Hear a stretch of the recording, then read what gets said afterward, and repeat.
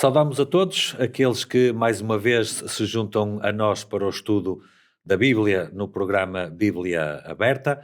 Saudamos também os que durante a semana, através da Rede Novo Tempo ou da RCS, ouvem ou assistem aos comentários à lição da Escola Sabatina, e também aqueles que, através das diferentes igrejas adventistas pelo país, acompanham ao sábado de manhã. Nós chegamos agora à conclusão do primeiro trimestre de 2023, no que diz respeito ao estudo destas lições bíblicas, e vamos fazer o término resumindo e talvez juntando um pouco de tudo aquilo que foi dito ao longo deste trimestre, para que possamos ter um quadro ainda melhor de tudo aquilo que aprendemos. Estamos mais uma vez, como aconteceu ao longo destas últimas 12 semanas, na companhia de Fernando Ferreira, a quem agradecemos desde já, porque Fernando Ferreira que preparou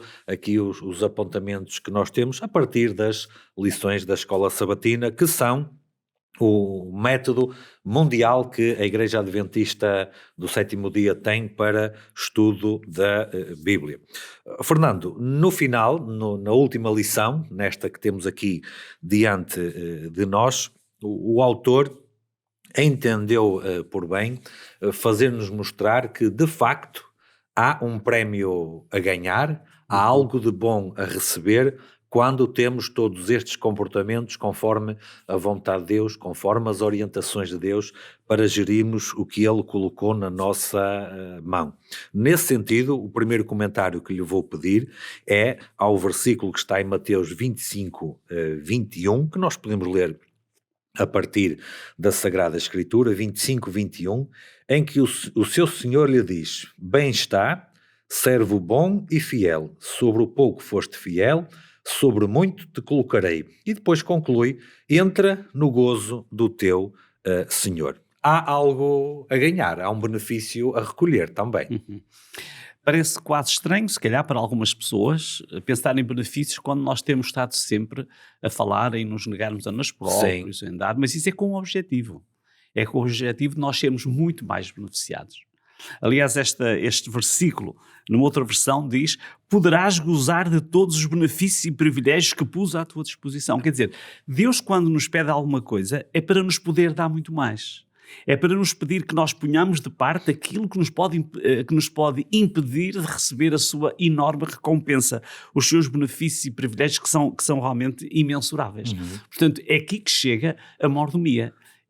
Por isso é que diz que mais bem-aventurada a coisa é dar do que receber, porque aquele que dá vai receber incomparavelmente mais. Então vou-lhe fazer já uma pergunta que estaria à espera para fazer mais à frente, mas tendo em conta o que acabou de dizer, e muito bem, penso que agora é oportuno. Quer dizer que a minha motivação para ter esse comportamento altruísta e para dar é porque eu vou receber mais à frente? Não seria isso uma forma de egoísmo? Claro que seria. A perspectiva é que a nossa relação com Deus seja tão grande que nós vivamos com Deus, que nós recebamos de Deus aquilo que Ele tem para nos dar, que é o resultado dessa relação com Ele. Quer dizer, quem se relaciona com Deus só pode ser beneficiado e não precisa estar à espera disso, é uma consequência. Muito bem, uma consequência natural, não é? Claro. Daquilo que é um desígnio do coração e que não se move por motivos. Claro. E ainda na semana passada nós falávamos aqui dos problemas em concentrarmos as coisas em nós, não é? Claro. Seja as aflições, perturbações, seja as coisas boas, seja tudo o que for. Mas agora só uma palavrinha, é que esse é o problema, em vez de concentrarmos em nós temos que nos concentrar em Deus. Isso. E então os benefícios são incontáveis, porque a relação com Deus só nos pode beneficiar. O que é que nós podemos beneficiar sem Deus? Nada. Exatamente. Eu estou aqui a pensar, Lúcifer tinha tudo à disposição dele, até ao dia em que se concentrou nele próprio, na sua própria formosura, não é? Adão e Eva tinham tudo o que precisavam e teriam muito mais e eternamente, não é? Até ao dia em que se concentraram neles próprios, quando Eva deu ouvidos: serás semelhante a Deus, e Adão concentrou-se nele porque não quis perder Eva. Nós não podemos imaginar quanto é que Lúcifer perdeu. Nem podemos imaginar quanto Eva e Adão perderam. Nós não conseguimos, se não houvesse pecado, nós não conseguimos imaginar como seria esta terra.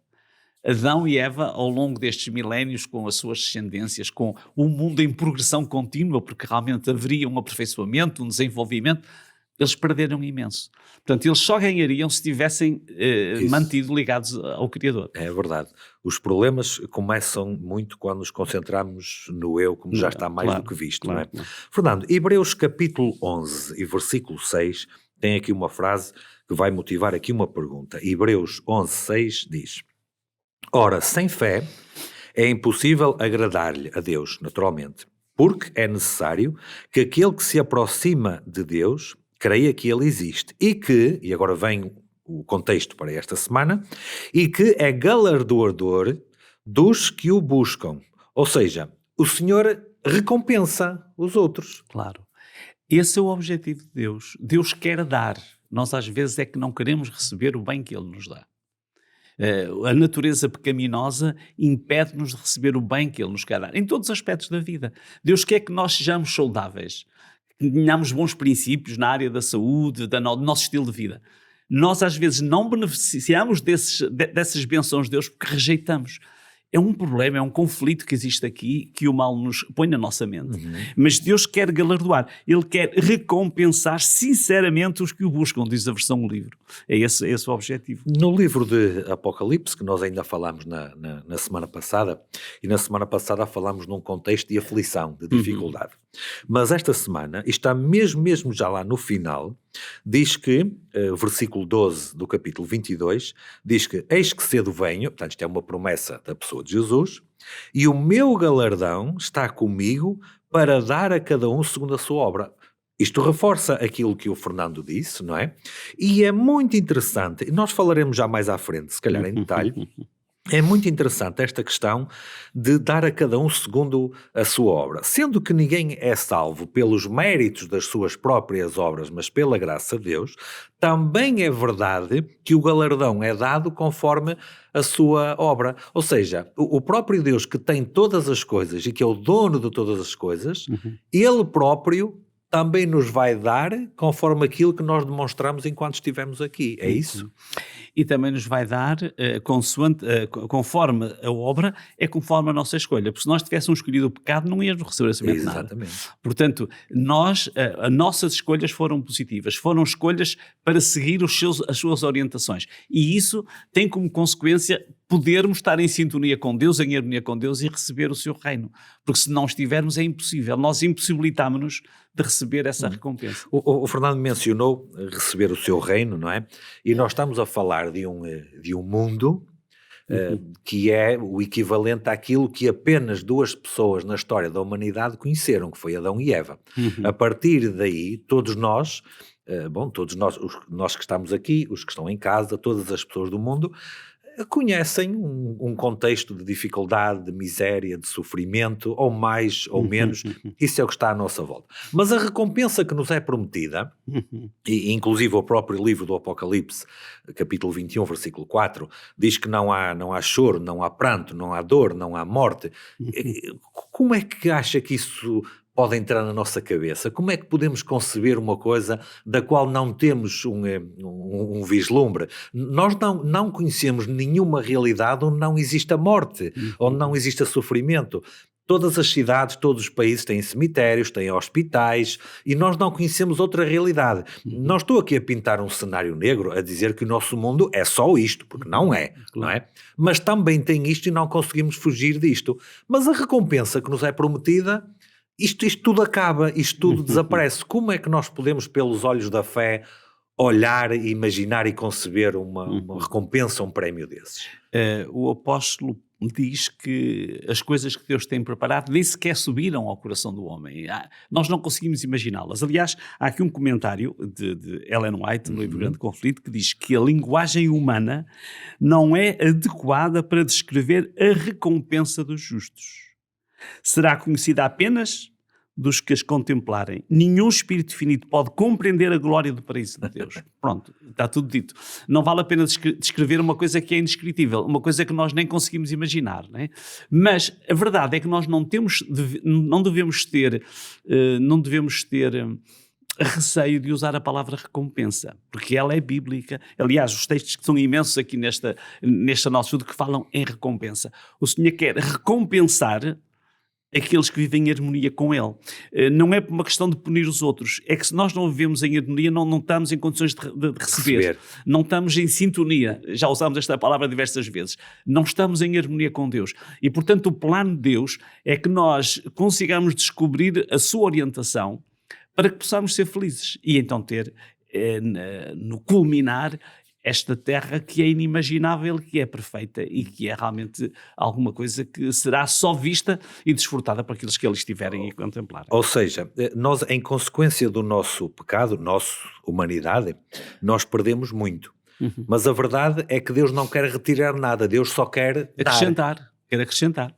Eu ouvi alguém a dizer que a própria natureza, toda ela criada pelo mesmo Deus, criou o homem, não é? Toda ela está preparada para dar e para oferecer. O Sol não vive para si próprio, vive para alimentar o sistema solar, no fundo, não é? Os rios não vivem para si próprios, eles correm para alimentar os terrenos. A terra não vive para si própria, vive para juntar a propriedade para alimentar as plantas. As plantas não vivem para si próprias, vivem para criar, produzir frutos, para alimentar aqueles que os vão recolher. Ou seja, tudo na natureza está preparado para dar ao outro. Ou seja, isto no fundo é um reflexo daquilo que é o caráter e a intenção de Deus. Deus quer nos dar, Deus quer nos favorecer, criou um mundo todo assim. Esse é o plano e nós, para nos inserirmos nesse plano, temos que viver o que estudamos ao longo deste trimestre.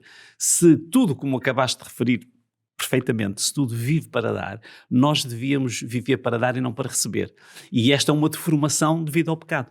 E, portanto, isto custa-nos às vezes um pouco, digamos, a assimilar isso, porque é devido à nossa condição. Mas ninguém, o apóstolo Paulo também diz, ninguém vive para si mesmo. Ninguém vive. E nós temos essa dificuldade, porque a nossa tendência é sempre viver para nós próprios. Isso é que vai criar conflitos nos casais, é que vai criar conflitos nas nações, é que vai criar a miséria. Porque se todos nós tivéssemos de dar uns aos outros, eu podia dar a um, mas eu recebia de milhares. A experiência do livro de Atos, por exemplo, não é? Claro. Cada um cedia aos outros. O Fernando falou agora neste último comentário, algo que me remeteu imediatamente para um versículo que tenho aqui nos apontamentos, que é Hebreus. Eu vou ler só a final do versículo 2, não é? Que diz que, apesar das dificuldades que nós temos, e remetendo-me ainda um pouco ao último estudo que tivemos da semana anterior, diz que no fundo o que devemos fazer é, olhando para Jesus, autor e consumador da nossa fé, o qual, pelo gozo que lhe estava proposto, suportou a cruz, desprezando a afronta, e assentou-se à destra do trono de Deus. Também há uma recompensa para ele. O livro de Isaías até diz que Jesus ficará satisfeito com a obra que fez. Ou seja, ele também recebe um galardão que, por sua vez, nos passa para nós esse galardão e essa recompensa. O grande galardão de Jesus Cristo é ver os salvos devido ao seu sacrifício. Portanto, quando ele vir que eles estão felizes e estão numa harmonia e numa alegria harmoniosa com todo o universo, com o Criador, com os anjos, bom, essa é a grande alegria, porque o grande desejo de Cristo é reconstruir aquilo que foi perdido pelo pecado. É verdade, isso mesmo. Nós recebemos isto tudo, e este é um ponto que quero enfatizar, porque comentei atrás, nós recebemos isto pela graça de Deus, não é? Portanto, todos aqueles que entrarem pelas portas da cidade eterna, a esse lugar onde não há mais mal, não há dor, não há sofrimento, e por muito incrível que isto possa parecer, se a Bíblia diz, é porque esta é a nossa fé, é isto que nós acreditamos, mas todos aqueles que lá estiverem, é verdade que receberão a recompensa, o galardão das suas obras, mas não estarão lá por causa das suas obras. Alguém me disse, se calhar o Fernando vai achar engraçado se nunca ouviu isto, alguém me disse, bom, mas na verdade a salvação é pelas obras, mas é pelas obras de Cristo, não é pelas nossas. Não é? Claro, exatamente. É pelas obras da graça de Cristo. Nós, quando falamos em vida eterna, é outra coisa que também nos ultrapassa, porque todos nós terminamos, não é? Claro. Todos nós acabamos. Romanos 6, 23, que é um versículo espantoso, diz que o salário do pecado é a morte. Mais uma vez, o diagnóstico e a consequência, não é? Mas o dom gratuito é uma recompensa, é um galardão de Deus, é a vida eterna por Cristo Jesus, nosso Senhor. Chegamos a um ponto, Fernando, que no meio de todas as coisas, este versículo resume tudo aquilo a que nos podemos agarrar. Concorda? Exatamente. Quer dizer que o pecado tem um salário, tem um pagamento. Há um pagamento. Quando se peca, há um salário. Mas para a salvação não há um salário, há um dom, há um carisma, é um dom de Deus. Portanto, ninguém vai ser salvo pelo que fez, mas vai ser salvo pela graça, por aquilo que Cristo fez. Portanto, é uma consequência. A salvação é uma consequência da pessoa aceitar aquilo que Cristo fez. E então, a maior alegria de Jesus Cristo é ver pessoas que estão ali salvas e felizes, eternamente felizes, porque Ele deu a sua vida em seu lugar. Nós podemos fazer a fraca comparação que seja, quando um pai de família projeta uma viagem de sonho, umas férias que as crianças e a mulher vão gostar muito. E depois de conseguir trabalhar para isso, depois de conseguir oferecer isso, ele fica tremendamente satisfeito ao ver a alegria da sua família. Exatamente. A desfrutar daquilo. Exatamente. Para o qual ele trabalhou, não é? Nós temos uma parte a desempenhar aqui no meio disto tudo, reforçando a questão daquilo que nós podemos ou não podemos fazer, não é? E temos uma parte a desempenhar. Porque se não tivéssemos uma parte a desempenhar, o sacrifício na cruz teria salvo todas as pessoas que já existiram. Exatamente. Que é suficiente para isso, não é? Eu gostaria que nós comentássemos agora, Fernando, e eu vou ler aqui a partir da Sagrada Escritura, porque acho que isto é uma profecia, é uma promessa, é tantas coisas ao mesmo tempo. João 14, do versículo 1 até 3, e vou pedir ao Fernando para comentar, que diz: Não se turbe o vosso coração, credes em Deus, crede também em mim. Na casa de meu pai há muitas moradas, se não fosse assim, eu vou teria dito, vou preparar-vos lugar. Cá está o que já dissemos, estamos tão preocupados às vezes com as nossas moradas daqui, que são todas para destruir, e o próprio Cristo está Exatamente. A preparar uma que nunca vai acabar. Depois o versículo 3. E quando eu for e vos preparar lugar, virei outra vez e vos levarei para mim mesmo, para que onde eu estiver, estejais vós também. Quais são as promessas que Cristo nos faz aqui nestes versículos?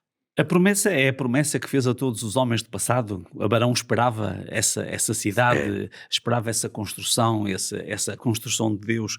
Agora, o importante deste texto para mim é um pedido que Jesus tem aí no meio. Ele diz, creem em Deus, creiam também em mim. Porque ele estava a prometer. E dá a impressão que os discípulos podiam não acreditar, não crer. E ele faz isto. Creiam em Deus, creiam também em mim. Outra versão diz, confiam em Deus, agora confiem em mim. Portanto, quer dizer que o que nos é pedido aqui é mesmo isto, é crer. Há um texto que também está em João 3,18 que diz, quem crê nele não é condenado. Mas quem não crê já está condenado, porque ele está a perder a única oportunidade de salvação. Portanto, quer dizer que a vida eterna é uma oferta. Agora, nós precisamos de crer. Creem em Deus, sabemos que creem. Então, creiam em mim. Jesus aqui põe-se como homem, que estava a falar como homem para os seus discípulos, a pedir, ele estava quase a pedir, creiam em mim. Eu uma vou preparar-vos mesmo, a suplicar. Né? Mas aqui é muito interessante isto. Ele quer e pediu aos seus discípulos que acreditassem, que crescem, que confiassem nele. É isso que ele pede a cada um de nós. Uma das coisas que eu gosto da Sagrada Escritura, Fernando, é quando nós vemos o desenvolvimento histórico de várias das profecias da Bíblia. Ou seja, quando eu pego na Sagrada Escritura e vejo muitas profecias que ainda não se cumpriram, eu poderia perguntar, mas será que isto vai ser mesmo assim? Será que eu posso confiar? E uma boa maneira é eu olhar para trás e ver, bom, mas também tem aqui este conjunto de profecias que já se cumpriram atrás no tempo.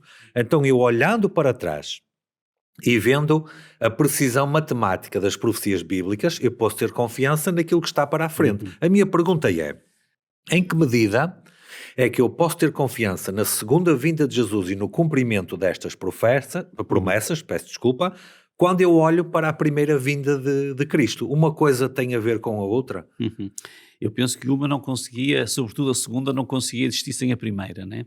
Se Cristo não tivesse vindo, encarnado, tornado homem, tornar-se homem, viver como homem, dar a vida em lugar do homem, não haveria uma segunda vinda, porque se não havia a primeira também não haveria a segunda, né?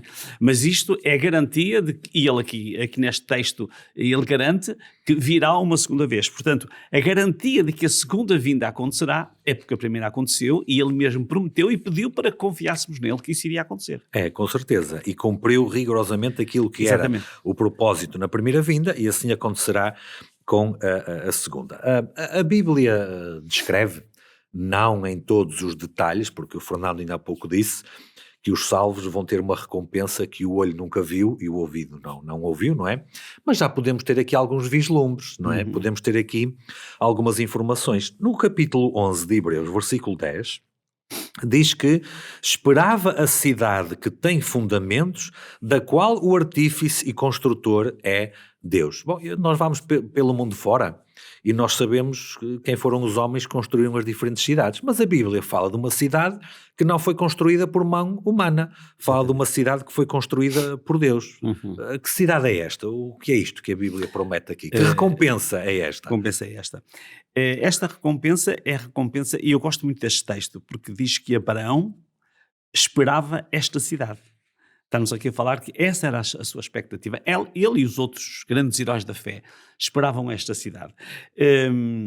E a Nova Jerusalém, que é assim que ela é descrita no Apocalipse, é indescritível, porque o apóstolo também diz que era semelhante a sua luz era semelhante a uma pérola. Não era uma pérola, era semelhante. Ele, quando viu a Santa Cidade, ele não sabia como a descrever, descreveu-a como sendo semelhante a uma pedra preciosa, a uma coisa maravilhosa. E, portanto, nós não conseguimos descrever, como já há bocadinho dissemos, mas a Bíblia dá-nos vislumbres interessantes. Uma coisa que nos diz, e que é muito importante, logo no capítulo 21, logo nos primeiros versículos, que é um texto, é o versículo 3, diz que ouvi uma grande voz do céu que dizia: eis o tabernáculo de Deus com os homens, eis a morada de Deus com os homens. Portanto, essa é a grande novidade. Deus vai morar entre o seu povo e o seu povo vai morar com Deus. Depois vão poder ver a Deus. Às vezes nós falamos e pensamos, talvez, que gostaríamos de ter estado no tempo de Jesus, vivido no seu tempo, vê-lo fazer aquelas coisas. Bom, nós estivemos lá, estamos agora, mas nesta cidade nós vamos poder ver, diz que verão o seu rosto, diz o Apocalipse, né? Verão o seu rosto. Bom, serão momentos indescritíveis, será uma experiência única, estar com Deus, viver com Deus. É alguma coisa que tem que ultrapassar tudo quanto nós podemos imaginar. Há aqui um versículo nesse mesmo capítulo 21 de Apocalipse, em que João, através de visão, naturalmente, não é? Ele viu esta santa cidade, a Nova Jerusalém, diz que de Deus descia do céu, portanto está-se a referir a algo que ainda vai acontecer à frente, mas ele estava a ver a cidade, e a descrição que ele faz é que ela estava adereçada como uma esposa ataviada para o seu marido. Nós gastámos algum tempo durante este trimestre, Fernando, falando aqui das riquezas desta terra, do que valem e do que não valem também, falámos acerca disso, mas diz que a cidade estava adereçada, ela estava preparada, ela estava engalanada para receber. Um dos momentos mais importantes da vida, seja de um homem ou de uma mulher, é o casamento, naturalmente, não é? E faz aqui uma alusão, faz uma comparação, uma metáfora com o casamento, não é? Portanto, é um grande acontecimento para o universo e para o próprio Deus receber os justos nessa cidade que está preparada, que está engalanada para eles. Bom, só por aqui, e estamos a falar apenas da questão material neste caso, nós falámos muito de riqueza e de posse material, e também falámos que tudo vai se perder, mas parece que aqui vamos receber o melhor e muito mais do que aquilo que poderíamos imaginar. Claro, aqui aparecem, toda a plenitude do conceito, porque também quando nos fala desta cidade, que é uma cidade de ouro, quando nos fala esposa e marido, estamos a falar na relação. E, portanto, nós temos falado no relacionamento ao longo da parceria, da aliança. Aqui a aliança, aliás, o casamento é uma aliança também, né? Aqui é usada como ilustração para dizer que o seu povo vai estar com Deus numa aliança perfeita, como a esposa e o marido, numa intimidade muito grande. Quer dizer que o homem deixa de estar longe de Deus, nós oramos para Deus, nós não vemos Deus, nós falamos com Deus e temos fé que Ele nos ouve, mas é diferente, nós podemos falar com Deus face a face. E então, aquele povo e aquela cidade que é feita à medida do povo de Deus, porque aliás os números são muito interessantes, sim, porque tudo tem que ver com o povo de Deus, é Deus com o seu povo, esse é o plano final de restauração depois de um interregno provocado pelo pecado. Restauração é a palavra exata para aquilo que eu estava a pensar, porque quando houve a criação do homem, Deus estava ali com o homem. Até sabemos que na viração do dia, Cristo vinha falar com eles. Por nossa própria culpa, por nossas escolhas, nós perdemos a presença constante de Deus. Como é que Deus vem resolver o problema? Desde logo, pela tipologia do tabernáculo, que falámos, em que Deus se manifesta ali presente, mas ainda era algo parcial, não completo. Aqui nós temos uma restauração completa, porque podemos estar na presença de Deus como estávamos lá no início, não é? Sim. Claro, é muito interessante. E agora que se falou do tabernáculo, Deus mandou construir o tabernáculo para viver entre o povo. E ele manifestava-se onde? No lugar santíssimo. Era um lugar que no templo era um cubo perfeito. E essa nova cidade é um cubo perfeito. Aliás, e o cubo tem 12 arestas. Se formos ver, é o número 12 sempre, 4 vezes 3, 12. É o número de Deus com o seu povo. Deus fez-se peregrino nesta terra, enquanto o povo esteve a atravessar o deserto e viveu numa tenda. Mas agora o povo de Deus deixa de viver em tendas e vai viver na presença de Deus numa cidade construída por Deus, para Deus e o seu povo. E essa tenda, segundo a instrução que foi dada a Moisés, ou esse santuário, era uma cópia daquilo que foi mostrado existir no céu. Ou seja, a presença de Deus no céu desloca-se agora para estar aqui com o seu povo. É uma coisa que certamente nos ultrapassa. Deus vai escolher passar a eternidade, e isto, passar a eternidade, é uma frase que nós nem entendemos completamente, claro. Passar a eternidade com aqueles que foram os mais desgraçados de todas as suas criaturas, que nós tivemos aqui. Isto diz muito acerca do caráter de Deus. Mas, Fernando, também temos que mencionar que nesta cidade a Bíblia é muito clara em dizer que há um grupo que não vai entrar nesta cidade.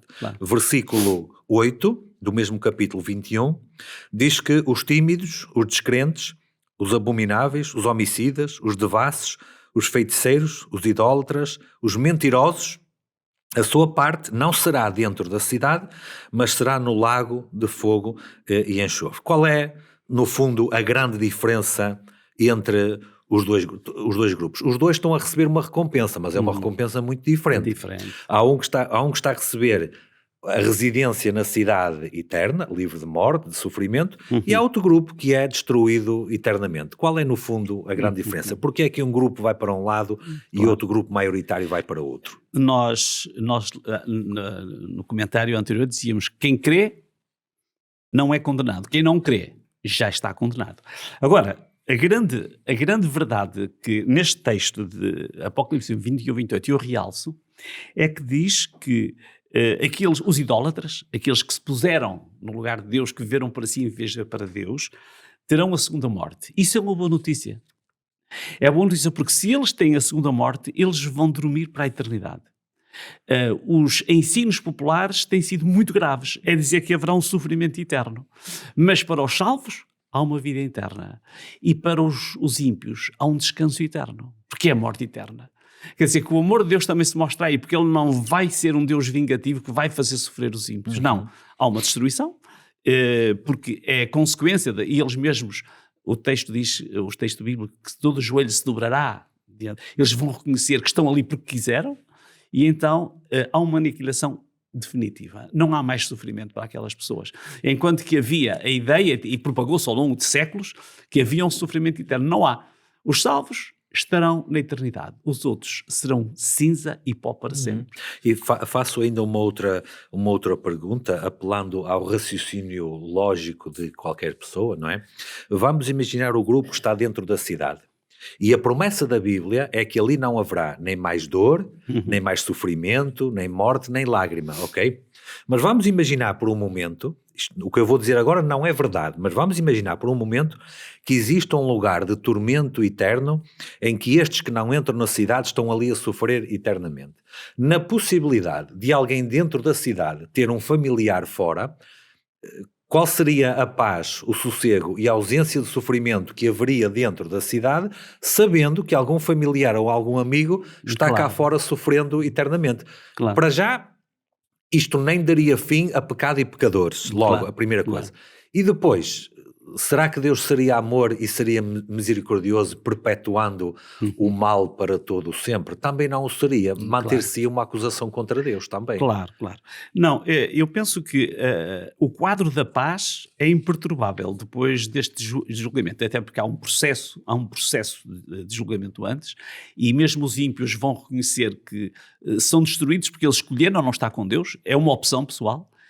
E Deus vai dar a paz e a felicidade aos remidos. E vai dar a paz, o descanso eterno àqueles que não quiseram estar com Ele. Portanto, eles não vão ficar a sofrer. Simplesmente terminou. Eles escolheram terminar, terminam. E assim se cumpre a sua vontade e a sua justiça. Isaías refere a destruição como um ato estranho da parte de Deus. Mas é um ato estranho que o seu amor e a sua misericórdia também assim obrigam. Agora, Fernando, quando nós falamos de uma santa cidade, onde tudo é paz, onde não há dor, onde não há sofrimento, alguém estará a perguntar, mas então eu quero entrar já, não é? Eu quero ir já para lá. Os discípulos perguntavam, diz-nos, quando serão essas coisas e que sinal haverá da tua vinda e do fim do mundo, para então podermos entrar nessa cidade? Quando é que será? Sabemos quando é que isso vai acontecer? Jesus também explicou no mesmo sermão que o dia e hora ninguém sabe, só o Pai, não é? Só o Pai. Mas há 2 capítulos muito interessantes que nós temos logo seguidos. O primeiro até não tinha refletido muito profundamente neste sentido. Mas Mateus 24 fala-nos sobre as condições do mundo antes da vinda de Cristo. E Mateus 25 fala-nos sobre a condição dos crentes naquele período antes do fim do mundo. E é muito interessante. Quer dizer, quer um, quer outro capítulo merecem ser refletidos, porque nós estamos a falar e falamos, sobretudo no último encontro, sobre momentos de crise. Este será um dos momentos de crise, mas de grandes decisões, e então falam-nos sobre como é que os crentes viverão, qual será a condição dos crentes. É um assunto que vale a pena refletir. Então vamos refletir sobre um dos textos que está justamente nesse capítulo 25. Conta aqui uma parábola, e vamos mais uma vez resumir para tentar nos concentrarmos no essencial. Conta aqui uma parábola de alguém que vai viajar, que vai estar ausente e não pode cuidar da sua propriedade, não é? Então deixa algumas pessoas encarregues disso mesmo. E quando ele regressa, ele vê que houve ali alguém que não teve o cuidado de gerir bem aquilo que lhe foi entregue. Que lições é que nós tiramos a partir disto, neste contexto de gerir os nossos recursos para o Mestre na iminência da volta e do regresso de Jesus? A primeira coisa que nós percebemos é que há um ajuste de contas. Deus vai acertar contas. E este capítulo 25 tem 3 parábolas muito interessantes, porque a primeira são 10 virgens. Sim. A segunda são 10 talentos. E a terceira é a separação das ovelhas do bodes. Quer dizer que o 10 é muito interessante. Temos aqui um assunto que vale a pena refletir. E depois há uma separação, porque há realmente uma avaliação. Deus espera que, ao fim e ao cabo, estes talentos, este ajuste de contas, tem que ver com a forma como eles geriram aquilo que tinham, o pouco e o muito.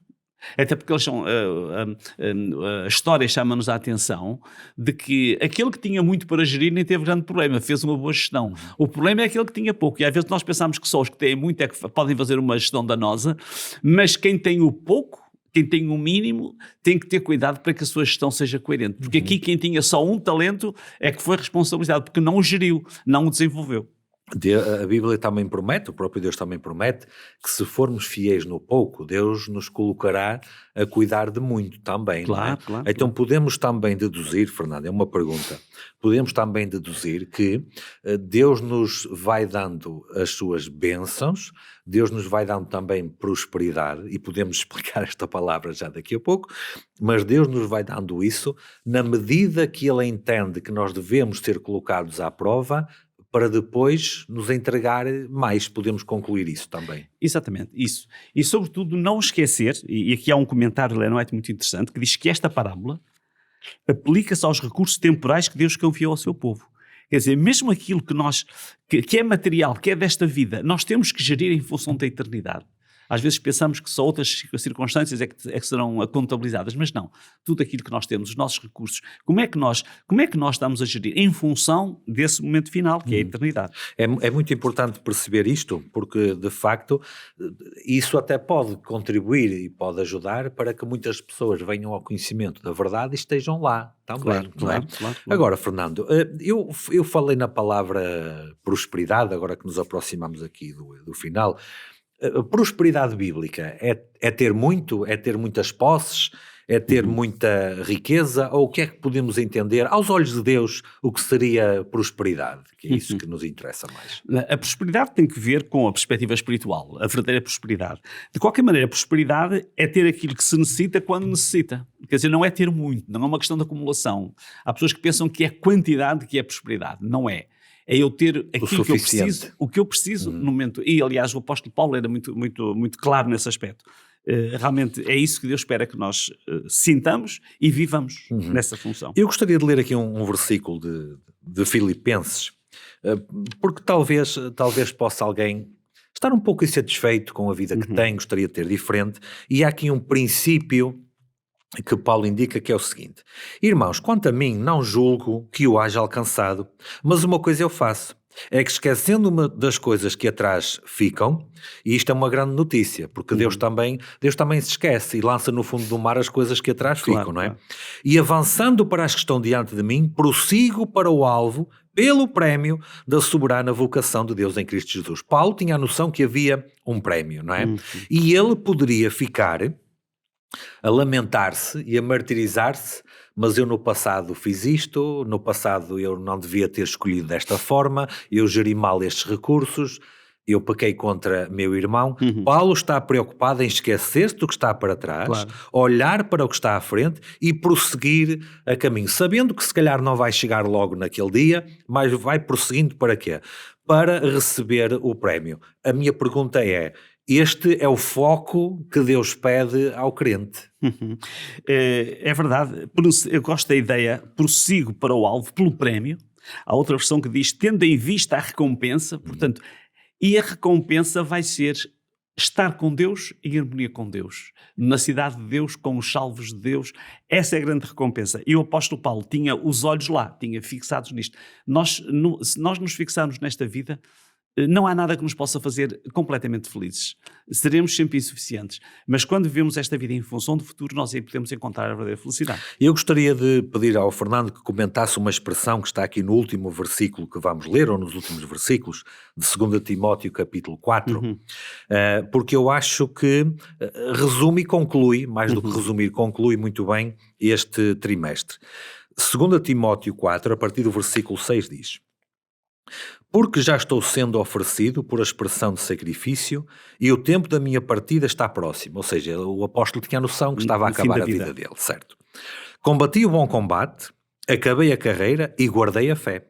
E esta expressão gostaria que o Fernando comentasse. Desde agora, a coroa da justiça, cá está a recompensa, não é? Galardão. A coroa da justiça me está guardada, a qual o Senhor justo juiz me dará naquele dia. E não somente a mim, mas também a todos os que amarem a sua vinda. Este versículo, o que é que acha? Conclui muito bem, não apenas esta semana, mas tudo aquilo que falámos ao longo deste trimestre. É todos aqueles que amavam e que viveram na perspectiva da segunda vinda, na perspectiva desse encontro, dessa realização com Deus. Era essa a esperança de Paulo. E, portanto, ele, ao chegar ao fim da vida, e todos nós vamos chegar, nós pensamos que só os outros é que chegam, todos vamos chegar. É bom que nós possamos dizer como ele: combati o bom combate, acabei a carreira, é a carreira que vai continuar, porque a carreira não cessou ali, ele simplesmente cessou, porque ele vai receber a coroa da vida, a carreira vai continuar. É uma pausa. É uma pausa apenas, é verdade. É uma pausa. É verdade. É um bom princípio para ficarmos com a nossa mente quando este mundo nos desilude, peço desculpa pela palavra, desilude, mas sabemos que à nossa frente existe um prémio maior. Fernando, agradecemos a colaboração ao longo deste trimestre, neste estudo. Penso que foi muito vantajoso para todos. Agradecemos também a companhia de cada um e esperamos que possa ter sido abençoado pelo estudo da Bíblia. E quanto ao programa Bíblia Aberta, ele continuará no próximo trimestre, mas agora com outro assunto, mas sempre para estudo das Sagradas Escrituras. Desejamos para todos as maiores bênçãos de Deus e até mais. Até uma próxima.